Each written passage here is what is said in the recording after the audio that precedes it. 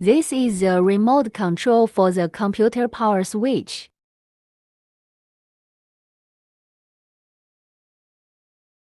How to determine if the battery has sufficient power? Stand 10 meters away from the control point and press and hold this button. If the indicator light stays constantly lit without flashing, it means the battery has power and does not need to be replaced. If the indicator light flashes or does not light up when pressed, the battery needs to be replaced. To replace the battery, you will need a small Phillips screwdriver. First, unscrew the screws on the back. After unscrewing, carefully remove the cover plate. Then, take out the central chip. Once removed, remove the battery by pulling on the tail of the battery.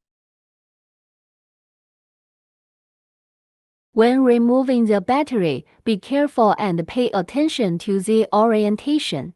Slowly take out the battery. Inside, there are two CR20163 volt bottom batteries. Both batteries need to be replaced at the same time. Take out the new batteries and stack them together. Then, place the batteries back in. When replacing them, make sure the side without markings is facing down.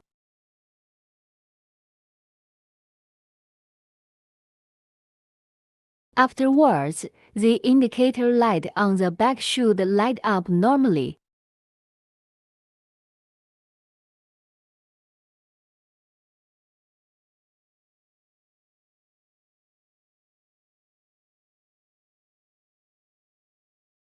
Finally, reattach the screws.